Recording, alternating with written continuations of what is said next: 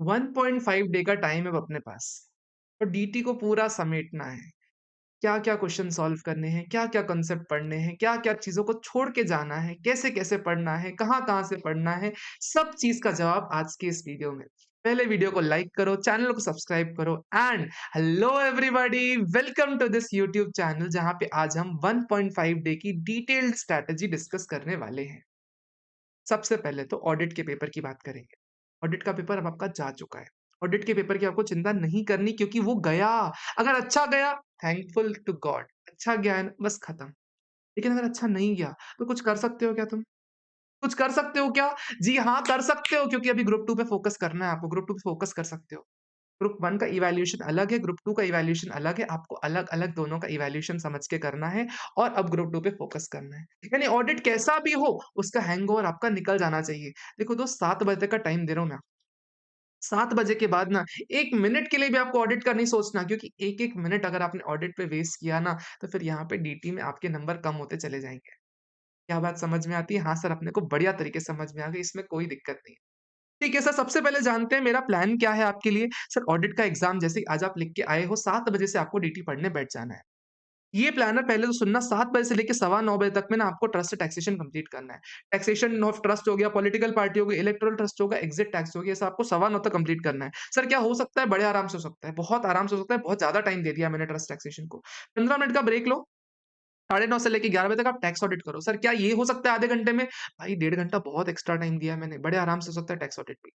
Sir उसके बाद फिर 45 मिनट्स दिए ब्लैक मनी लॉ को, नियरली 12 बजे तक आप फ्री हो जाओगे। उसके बाद आते हैं 2 कैटेगरी ऑफ पीपल। सर एक होते हैं अर्ली बर्ड्स जो रात को 12 बजे सो जाते हैं, तो दोस्त तुम सो जाओ। सो जाओ 12 बजे सो जाओ लेकिन सुबह को ना 6 बजे उठ के साढ़े 6 बजे पढ़ने बैठ जाना, 9 बजे तक एनआर टैक्सेशन पढ़ना और सवा 9 से लेके सवा 11 बजे तक ना टीडीएस चैप्टर पढ़ लेना।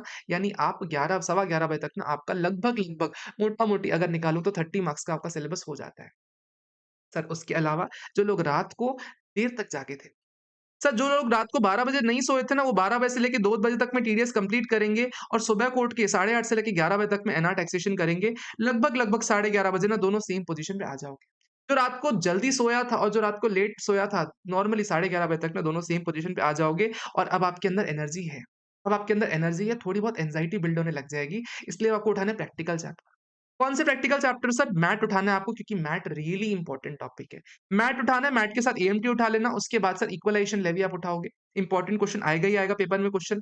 टीटीडबलए आएगा ही आएगा क्वेश्चन, इसको आपको उठाना है, इसके क्वेश्चन आंसर्स भी सॉल्व करने हैं आपको रियली वेरी इंपॉर्टेंट।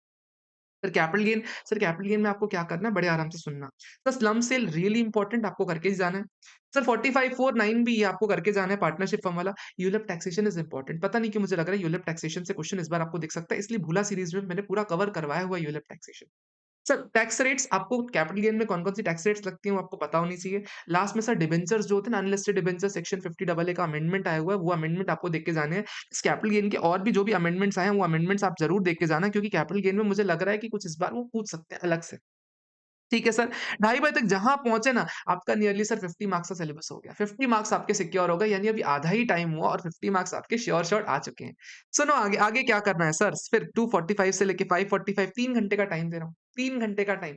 उसमें से ना आपको देना है ट्रांसफर प्राइसिंग को, आईएफओएस को, गार को और एडवांस रूलिंग को। ट्रांसफर प्राइसिंग करते टाइम ना आपको आर्म्स लेंथ प्राइस कैलकुलेशन पे फोकस अच्छा करना है, 94 बी पे फोकस करना है और आपको सेकेंडरी एडजस्टमेंट भी देख के जाना है।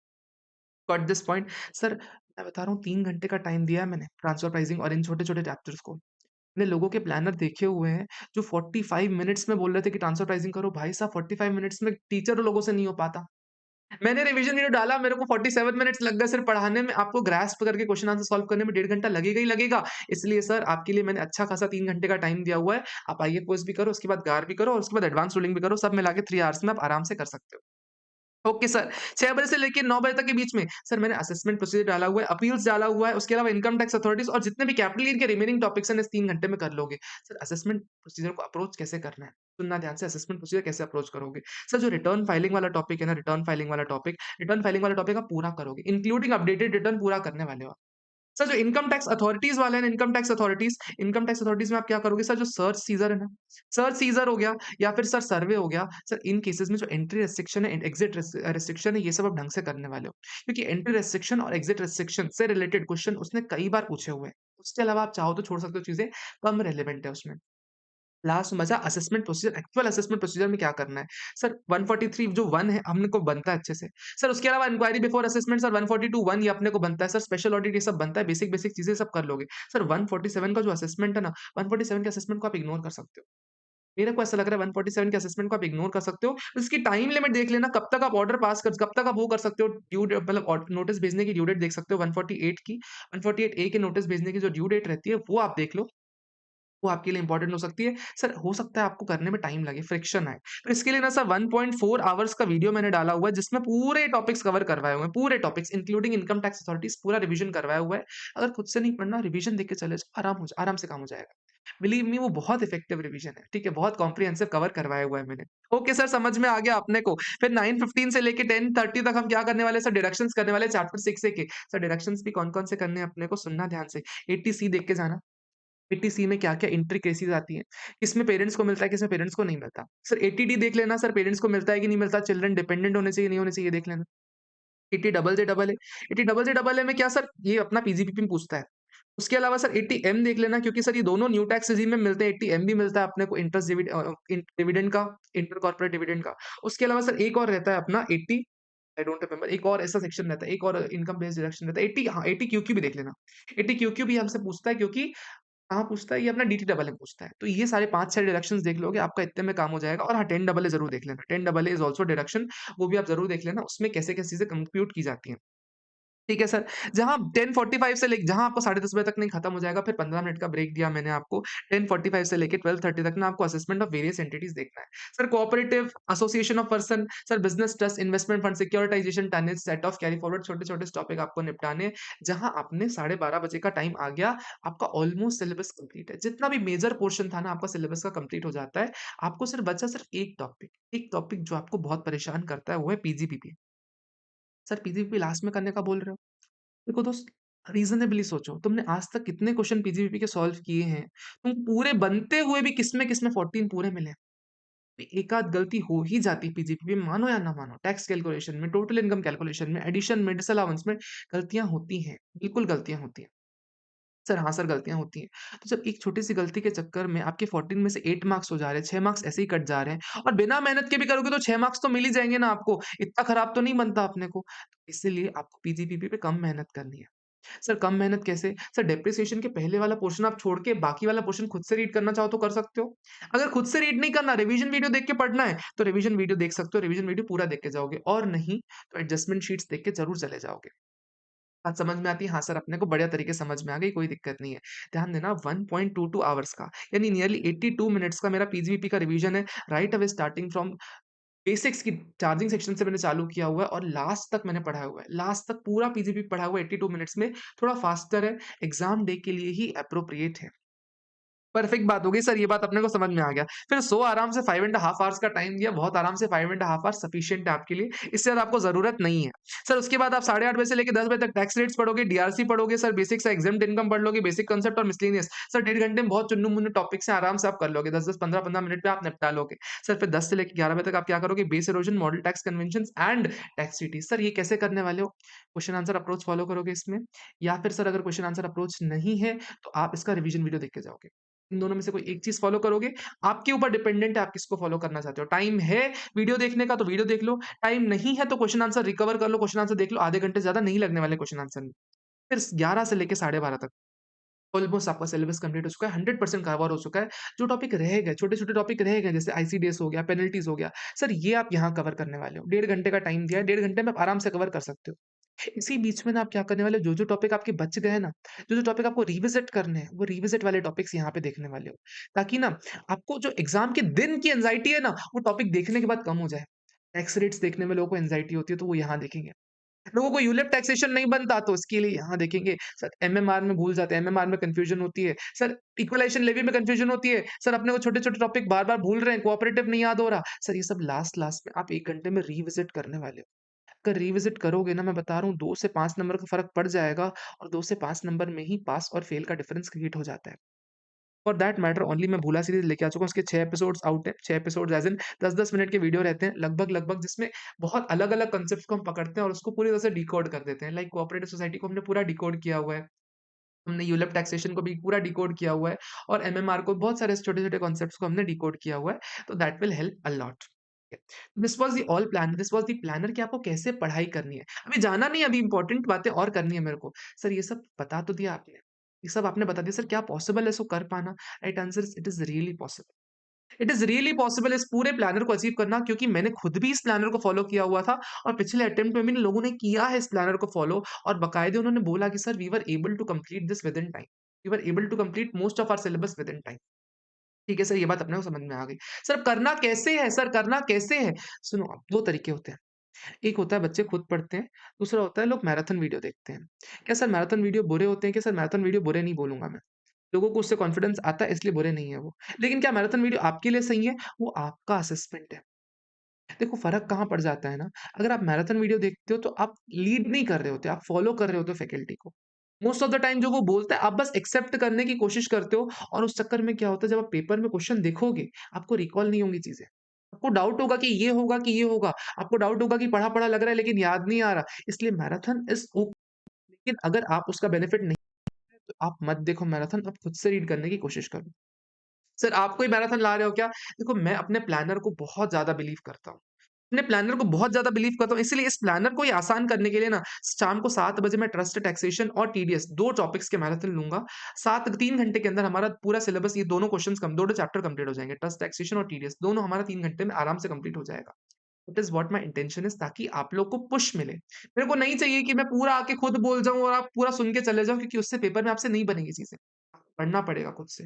एक्टिव रीडिंग करनी पड़ेगी तब जाके काम बनेगा। सिर्फ 2 चैप्टर्स मैं करवा रहा हूँ वो भी इतने टाइम में कि आपका टाइम वेस्ट भी नहीं हो और उसके बाद आप खुद से भी ओवरव्यू कर लोगे जल्दी-जल्दी तो आपका काम हो जाए। तो मैराथन हमारा ऐसा होने वाला है। किसी और फैकल्टी का मैराथन देखना है, आपको डर लग रहा है, बड़ी खुशी से जाओ, कोई दिक्कत उसमें नहीं आने वाली है।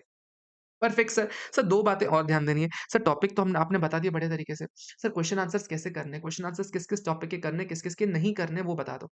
उसके लिए मैंने 4 मिनट का एक वीडियो डाला हुआ है कि कौन से क्वेश्चन आंसर करने हैं, कौन से क्वेश्चन आंसर नहीं करने। उन सबका लिंक मैंने दे रखा है टेलीग्राम चैनल पे। टेलीग्राम चैनल पे वो पूरे की पूरी इंपॉर्टेंट लिंक शेयर कर रखी है। उस वीडियो को देखो किस चैप्टर क्वेश्चन आंसर कौन-कौन से सॉल्व करने, कौन-कौन से नहीं करने, आपको बहुत बढ़िया आइडिया हो जाएगा। लेकिन अभी एक बार ब्रीफ ओवरव्यू कर दे रहा हूँ। Sir trust taxation question answer ज़रूर करने हैं। 2-3 क्वेश्चन ज़रूर करने हैं, मैं आपको मैराथन में करवा दूँगा। टैक्स ऑडिट के क्वेश्चन आंसर सर 1 या 2 क्वेश्चन आंसर ज़रूर देख लेना। Black money law, sir black money law के सारे क्वेश्चन आंसर देख लेना, सिर्फ 5 क्वेश्चन है, सारे इंपॉर्टेंट। सर उसके अलावा टीडीएस, टीडीएस के नहीं भी देखोगे तो भी काम चल जाएगा। क्यों नहीं देखोगे? क्योंकि हर बार नया क्वेश्चन पूछता है, तो अगर आप टीडीएस नहीं भी देख रहे हो तो भी आपका काम हो जाएगा। Sir NR taxation very important sir 3 से 4 क्वेश्चन आपको देखने ही पड़ेंगे। सर पोएम का, टैक्स रेट्स का, ये सब इनडायरेक्ट ट्रांसफर ये सब आपको देखना पड़ेगा। अगर नहीं देख के गए, आपको पेपर में गलतियाँ होंगी। सर मैथ सर एक एएस वाला और एक इंड एएस वाला सर दोनों क्वेश्चन देख लेना। सर उसके अलावा एएमटी में कौन से क्वेश्चन आंसर देखोगे? सर एएमटी में देखने वाले आप क्वेश्चन आंसर कौन-कौन से? सर फर्म के साथ जब एएमटी लगता है ना, फर्म में एएमटी लगता है 10 डबल ए के साथ, उस केस में आप देखना, वो क्वेश्चन ज़रूर देख के जाना। इक्वलाइज़ेशन लेवी सर एक कीवी लिमिटेड का एक क्वेश्चन आता है सर उसको देख लेना। कीवी लिमिटेड और एस्टर लिमिटेड का एक क्वेश्चन था, ये 2 क्वेश्चन देख लोगे आप हो जाएगा। टीडीडबलए में सर सेक्शन 90 का एक महेश वाला क्वेश्चन है, जिसमें 90 की रिलीफ कैलकुलेट करनी है और सेक्शन 91 के 2-3 क्वेश्चन बस सॉल्व कर लेना। एक आरटीपी वाला क्वेश्चन है, आरटीपी नवंबर 24 का क्वेश्चन था, उसको ज़रूर देख लेना, पार्शियल इंटीग्रेशन वाला है। तो 3 क्वेश्चन आप इसके देखने वाले हो डीडबलए के। कैपिटल गेन के क्वेश्चन आंसर नहीं देखोगे तो भी काम हो जाएगा। ध्यान देना ये जो 45-4 है ना, इसका एक क्वेश्चन ज़रूर देख लेना, वो प्रेम वाला क्वेश्चन हर बुक में दिया होता है, उसको सॉल्व कर सकते हो। सर ट्रांसफर प्राइसिंग में सर कैलकुलेशन के क्वेश्चन आपको 4 से 5 देखने पड़ेंगे। सर जो भी अपना कप मेथड है, आरपीएम मेथड है, सर इन सबको आपको देखना पड़ेगा ताकि आपको आइडिया मिल जाए चीज़ों का। आईएफओएस इग्नोर कर सकते हो। गार क्वेश्चन आंसर्स इग्नोर कर सकते हो, आपको आराम से बन जाएगा। एडवांस रूलिंग क्वेश्चन आंसर मत देखो। Sir assessment procedure question answer आप नहीं भी देखोगे तो भी काम हो जाएगा, इसमें कोई दिक्कत नहीं। अगर चाहो तो रिटर्न फाइलिंग वाले क्वेश्चन्स आप देख सकते हो। रिटर्न फाइलिंग वाले जो क्वेश्चन्स है ना, जिसमें किसी को रिटर्न फाइल करना चाहिए, उसका 1 या 2 क्वेश्चन देख लो, क्योंकि वो मुझे लग रहा है इस बार चांसेस थोड़े से ज़्यादा है पूछने के। सर डिडक्शंस के क्वेश्चन आंसर मत देखो, कोई दिक्कत नहीं है। Sir assessment of various entities, इसमें ना ध्यान देना, एक बिज़नेस ट्रस्ट का कांसेप्ट है। बिज़नेस ट्रस्ट में ना जो अमेंडमेंट आया है अपना 56(2)(12) करके अमेंडमेंट आया हुआ है, उस अमेंडमेंट से रिलेटेड एक क्वेश्चन था आरटीपी नवंबर 24 में एक क्वेश्चन है। सर नवंबर 24 में आरटीपी में एक क्वेश्चन है, वो क्वेश्चन ज़रूर देखना इंपॉर्टेंट लग रहा है मेरे को। सर पीजीबीपी क्वेश्चन आंसर नहीं देखोगे, 1 या 2 देख लो, कोई बड़ी बात नहीं, एडजस्टमेंट शीट देख के चले जाओगे, उतना आपका काम हो जाएगा। टैक्स रेट्स क्वेश्चन आंसर नहीं देखने, डीआरसी क्वेश्चन आंसर नहीं देखने, exempt इनकम नहीं देखने, बेसिक्स नहीं देखने, मिसलेनियस का 1 से 2 क्वेश्चन देख लेना। सर जो कैश क्रेडिट वाला है या फिर एसएफटीज़ वाला है या फिर 269 एसएस वाला है, सर 1-2 क्वेश्चन देख लोगे काम हो जाएगा। वेब्स मॉडल, टैक्स कन्वेंशंस और टैक्स ट्रीटीज़ आप क्वेश्चन आंसर अप्रोच फॉलो कर रहे हो तो फिर तो कोई बात ही नहीं है। सर क्वेश्चन आंसर्स का भी अपने को समझ में आ गया, कोई भी दिक्कत नहीं है। सर अब थोड़ा-सा एबीसी एनालिसिस पे आ जाओ। सर एबीसी एनालिसिस मैंने दिया हुआ है आपको, यूट्यूब पे भी वीडियो डाला हुआ है। ये एबीसी एनालिसिस भी मैंने टेलीग्राम चैनल पे शेयर किया हुआ है शेयर किया हुआ है टेलीग्राम चैनल पे। सर बताना क्या चाह रहा हूँ इसमें? सर इस एबीसी एनालिसिस को ना मैंने सिर्फ़ अपने मन से मनगढ़ंत तरीके से नहीं बनाया हुआ। ये बहुत ही लॉजिकली बनाया हुआ है। सर पिछले 8 अटेम्प्ट्स में ना देखो इधर पिछले 8 अटेम्प्ट्स में जिस-जिस अटेम्प्ट में जिस-जिस टॉपिक से क्वेश्चन आया हुआ है ना, उसको मैंने यहाँ मार्क किया हुआ है। Sir for example capital gain की बात करूँ, सर कैपिटल गेन में 1128 का 1128 का कंप्यूटेशन आया हुआ है। सर एसडीवी को जब आप कॉस्ट ऑफ एक्विजिशन लेते हो सर उसका क्वेश्चन आया हुआ है, 50सी का क्वेश्चन आया हुआ है, सर उसके अलावा 54 का लिया हुआ है, सर इंडेक्सेशन का आ गया। सर 112 में नॉन रेसिडेंट के लिए जो टैक्स रेट्स हैं सर वो आया हुआ है। Sir first proviso to section 48 indirect transfer हो गया, कंपल्सरी एक्विजिशन हो गया, 54 ईसी हो गया। सर ये सब क्वेश्चन पूछे गए हैं आज तक पिछले 8 अटेम्प्ट्स में। पिछले 8 अटेम्प्ट में सिर्फ और सिर्फ इन कांसेप्ट्स पे क्वेश्चन पूछा गया है। तो ये क्वेश्चन्स आपको बेयर मिनिमम करने हैं। क्या मैं ये बोल रहा हूँ सिर्फ यही करके जाना है? राइट आंसर इज़ नहीं। ये क्वेश्चन आपको बेयर मिनिमम करने हैं। समझ में आ गया? ऐसे सारे के सारे टॉपिक्स में सर पीजीपीपी में किन-किन एडजस्टमेंट्स के ऊपर आज तक क्वेश्चन आया है सर वो सारे एडजस्टमेंट्स की लिस्ट मैंने डाल रखी है इस पे। उसके अलावा सर आईसीडीएस हो गया, आईसीडीएस आप छोड़ सकते हो। सर उसके अलावा आप क्लबिंग देख लो, क्लबिंग से आज तक कभी क्वेश्चन नहीं पूछा गया। सर उसके अलावा आप देखो सेट ऑफ कैरी फॉरवर्ड में 3 बार क्वेश्चन पूछा गया, तीनों बार क्वेश्चन 2 ही टॉपिक्स में पूछा गया है, तो टॉपिक वाइज़ भी आप चीज़ें जा सकते हो। आपको पूरा-पूरा चैप्टर पढ़ने की कई बार ज़रूरत नहीं पड़ेगी। कुछ-कुछ टॉपिक्स को आप छोड़ सकते हो, जल्दी-जल्दी करके छोड़ सकते हो क्योंकि सर ये सारे टॉपिक्स में ना हर बार एग्ज़ामिनर आपसे नहीं पूछता है। तो क्या ये छोटी-सी बात आपको समझ में आ गई कि एबीसी एनालिसिस आपको ध्यान देके चलना है कि टॉपिक कौन-सा इम्पोर्टेंट है। ओके सर, ये बात अपने को समझ में आ गई। सर बस एक छोटी-सी बात और मेरे को आपको बतानी है कि ना अपने को छोड़ना नहीं कुछ भी। डीटी का पेपर ऐसा है ना कि ग्रुप 2 में इधर या उधर का जो डिफरेंस है ना वो डीटी क्रिएट करता है क्योंकि आईडीटी में ना हमेशा से पास से रहा है कि आसान रहता है आईडीटी। ठीक है, पेपर स्कोरिंग हो जाता है। आप लास्ट अटेम्प्ट को हटा लो, उसके अलावा हर बार आईडीटी स्कोरिंग रहा है। लास्ट अटेम्प्ट में मुश्किल हो गया तो इस अटेम्प्ट में पॉसिबिलिटी है कि आईडीटी ईज़ी रहेगा। तो या तो पास या तो अनसक्सेसफुल का डिफरेंस है ना डीटी क्रिएट करेगा। आईबीएस का तो अता-पता है नहीं। तो छोड़ के जाने का रिस्क मत लेना। छोटे-छोटे बहुत सारे टॉपिक्स है डीटी में जो आप छोड़ सकते हो लास्ट-लास्ट में। बड़े-बड़े टॉपिक्स आप करके जाते हैं। छोटे-छोटे टॉपिक लोग छोड़ के जाते हैं। इसलिए छोटे-छोटे टॉपिक अपने को नहीं छोड़ने हैं। क्या बात समझ में आती है? सर अगर खुद पढ़ सकते हो, खुद पढ़ लेना है। नहीं पढ़ सकते, आप मैराथन देख के जाओगे, आप वीडियो देख के जाओगे, रिवीजन वीडियो देख के जाओगे। सर सारे के सारे रिवीजन वीडियो यूट्यूब पे डले हुए हैं और ऐसे पढ़ाए हुए हैं ना, इतनी फास्ट स्पीड में पढ़ाए हुए हैं ना कि समझ में भी आएगा, याद भी होगा और मज़ा भी आ जाएगा आपको। इसके अलावा सर एग्ज़ाम के डे के लिए ही वो बनाए हुए हैं। सारे के सारे बुलेट रिवीजन एग्ज़ाम डे के लिए ही बनाए हुए हैं। बस ये है ना कि आप छोड़ के नहीं जाओ इसलिए बनाए हुए हैं। ठीक है? छोड़ के आपको नहीं जाना किसी भी टॉपिक को। कोशिश करके ना देखा हुआ बस होगा ना, अगर एमसीक्यू आ गया, बन गया तो किसका भला? तो भला तुम्हारा ना। इसलिए छोड़ के आपको कहीं भी नहीं जाना है, किसी भी टॉपिक को छोड़ के नहीं जाना, भले डीआरसी हो, कभी ना पूछा हो फिर भी पढ़ के जाना है, एडवांस रूलिंग कम पूछता है फिर भी देख के जाना है, ओवरव्यू तो ज़रूर करके जाना है, क्योंकि ये टॉपिक्स कब आ जाएँ किसे पता? 1-2 नंबर के एमसीक्यू में तो हमेशा आ ही सकते हैं। लास्ट इम्पोर्टेंट थिंग कोई भी डाउट आ रहा है, नीचे मैंने टेलीग्राम चैनल का डिग लिंक दे रखा है। टेलीग्राम चैनल पे आओ, ग्रुप जॉइन करो उसमें उसमें सारे के सारे डाउट्स मैं रियल टाइम बेसिस पे सॉल्व कर रहा होता हूँ। रियल टाइम एज़ इन आपको तुरंत थोड़ी देर के अंदर रिप्लाई आ जाएगा। पास्ट में भी करता आया हूँ, स्टूडेंट हो या ना हो, मेरे से पढ़े हुए हो या ना हो दैट इज़ नॉट रिलेवेंट। आपका डीटी अच्छा जाना चाहिए, आपका डीटी का कांसेप्ट स्ट्रॉन्ग होना चाहिए, आपकी डीटी के टाइम पे मन में कोई डाउट नहीं होना चाहिए। वो सारी चीज़ों को ध्यान रखते हुए मैं हमेशा कोई भी स्टूडेंट डाउट पूछे ना, भले वो स्टूडेंट है, इवन फास्ट का स्टूडेंट है ना, तो क्लियर करते ही हैं सर, फास्ट का स्टूडेंट नहीं है, तो भी उसके डाउट्स क्लियर करता हूँ मैं। तो आपको डाउट नहीं रहना चाहिए मन में। क्या ये बात समझ में आती है? लास्ट चीज़ सबसे पहली बात, सबसे लास्ट बात और सबसे पहले मुझे बोलनी चाहिए थी लेकिन अब लास्ट में बोल रहा हूँ, सुनना ध्यान से। Don't get stuck to a single topic. ऐसा नहीं होना चाहिए कि सर ये चीज़ तो मेरे को याद नहीं आ रही, इसको कितना लंबा खींचे जा रहे हो, खींचे जा रहे हो, नहीं खींचना, तुम्हारे पास टाइम लिमिटेड है। एक स्टूडेंट का मेरे पास डाउट आया, अजीब-सा डाउट, अतरंगी-सा डाउट आया। मैंने कहा ये डाउट तुम्हारे सामने क्या प्रोबेबिलिटी है कि एग्ज़ाम में पूछ लेगा? उसने बोला कि सर पता नहीं क्यों डाउट था, मैं रोक नहीं पाया अपने आप को इसलिए पूछ लिया। मैंने कहा पूछो कोई बुराई नहीं है, मैं सारे आंसर भी करूँगा, लेकिन तुमको अटकना नहीं उस चीज़ों में। तुम्हारे लिए टाइम कीमती है। तुमको क्या छोड़ना है, किसको कितनी स्पीड से करना है, वो तुम्हारा कॉल तुमको लेना पड़ेगा। तुम वेस्ट नहीं कर सकते, किसी चीज़ में फँसे नहीं रह सकते। ना किसी क्वेश्चन में फँस सकते हो, ना किसी कॉन्सेप्ट में लंबा फँस सकते हो। तुम्हारे पास टाइम लिमिटेड है। Use your time properly. ठीक है? मैं मैराथन तो ले ही रहा हूँ, मैराथन में हम बाकायदे चर्चा कर लेंगे और डिटेल्स में, किसी को कोई पर्सनल डाउट भी पूछना हो तो। अदरवाइज़ ध्यान देना, ये टॉपिक्स एबीसी एनालिसिस, ये जो वीडियो की लिस्ट है, जो मैंने इंटरनेशनल टैक्सेशन का मैराथन लिया है वो, इंग्लिश में इंटरनेशनल टैक्सेशन का मैराथन लिया है वो, उसके अलावा सी कैटेगरी टॉपिक का मैराथन लिया है वो, bullet revision series, question answer series, super 80 questions का पीडीएफ, ये सब मैंने अपने टेलीग्राम चैनल पे डाला हुआ है। आप टेलीग्राम चैनल पे आओ, आपको सब कुछ मिल जाएगा। मिलते हैं शाम को 7 बजे, same energy, same excitement, enthusiasm के साथ। तब तक अच्छे से पढ़ते रहो, क्योंकि डीटी में तो पास इस बार करना ही करना है अपने को। सी यू गाइस।